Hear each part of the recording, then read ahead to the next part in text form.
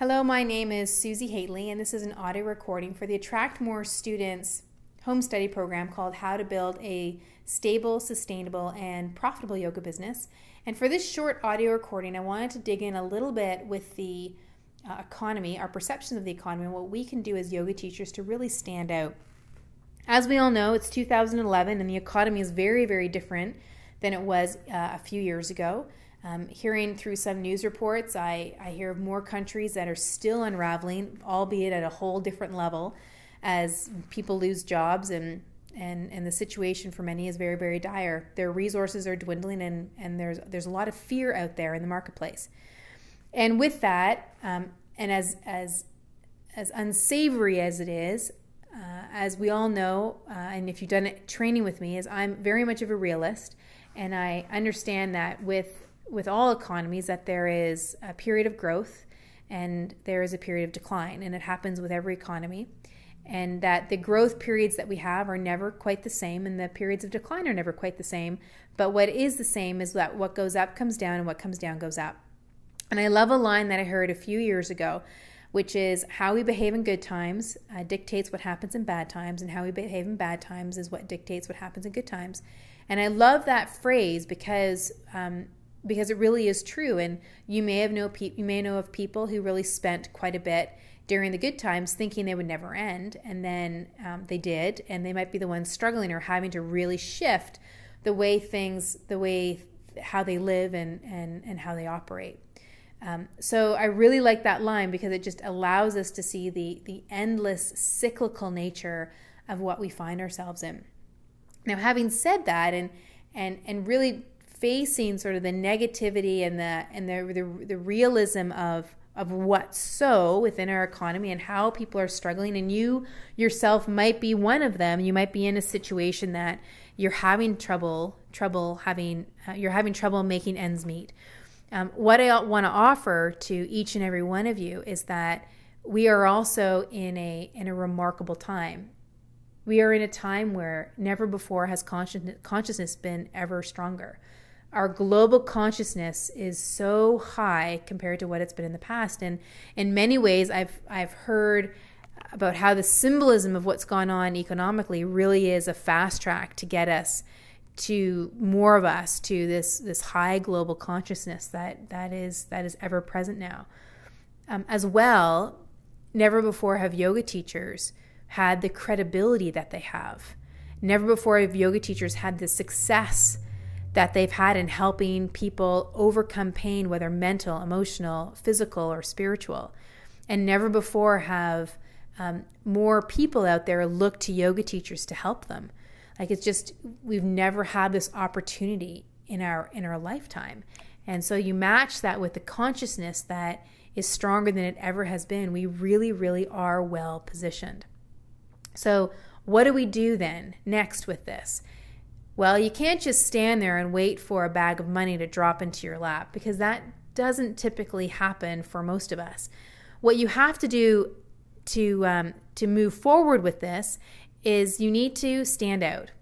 You need to be prepared to differentiate yourself, and you need to be seen as an authority figure. If you can do those three things, then you will be primed to take advantage of this current economic climate, so that when this climate starts to shift, you'll have the resources, both the money and the energy, to take advantage of some great opportunities that will lie ahead.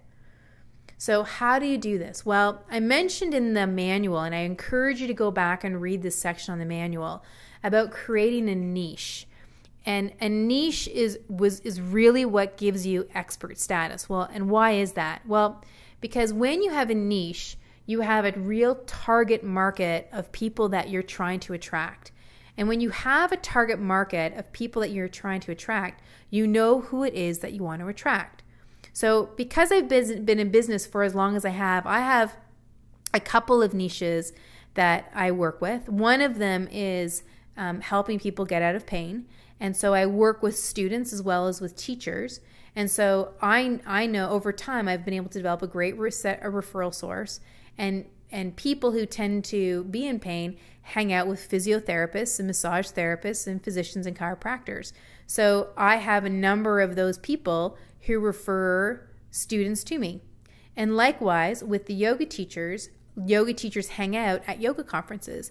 So I make sure to go to a couple or a few yoga conferences a year in geographic areas that I want to be able to serve, right? So if I didn't have a niche, if I just taught yoga, there are so many different types of target markets of people who are interested in yoga that if I try and go after all people who want all yoga, I'll exhaust myself and I won't have anything to show for it, because you can't just throw a dart with your eyes blindfolded, or throw a dart when there's no actual dartboard to throw it, or you're just going to put a hole in the wall.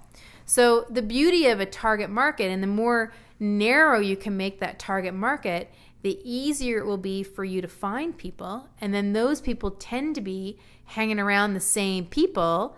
So then you can find more people, and then those people can continue to refer to others.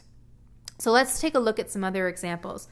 A colleague of mine who works with me quite a bit is named Linda Crawford. And some of you may know her, and she's done a bunch of training with me, and she's also had the experience of having some partial knee replacements. And so she's had experience and she has knowledge, and she also has practical experience working with other people who've had partial and total knee replacements and other issues within their knees. So Linda has really been able to niche herself as what I'm calling her, by the way, not her, but I'm calling her the knee lady, right? So she's got some really good understanding of the biomechanics of the knee. She has practical experience and success with her own healing. As a sidebar, you'd never know that she had knee replacements if you ever saw her. And then she's got the experience actually working with people who've had knee replacements, and she's developing a nice community of people who have these situations. So she's developing this nice target, this nice niche within the therapeutic yoga world of being the one to go to if you have knee stuff, right? So there are other people that I know who are doing similar things, that they want to be able to position themselves within their yoga community as someone who works with special situations, whether it's back pain or shoulder issues or other pain-related issues. I know of a vinyasa teacher here within Calgary who really focuses on a certain age group of people. So he works with teenaged kids, both boys and girls, and specifically works vinyasa style with that age group. And he only works with that age group. And it's remarkable how effective his business is growing and how well he's doing. So you can really niche yourself in many, many, many different ways. And in fact, the more narrow your niche that you make, the better, because the more focused you are on the requirements that make up that particular target market, that make up that particular niche. So take a moment right now and think about what your niche could be.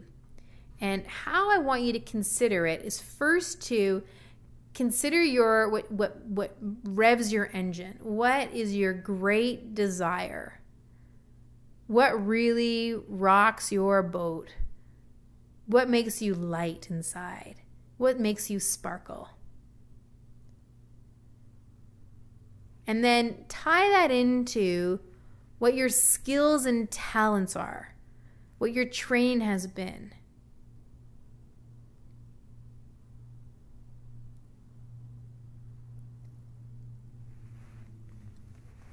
And then look within the marketplace, whether it's online or whether it's directly in your geographic community. Look around and see, does what I have in my desire, or how does what I have in my desire match the pain that's in my community? Because we all have something to serve. We all have a talent to give. We all have a gift to share.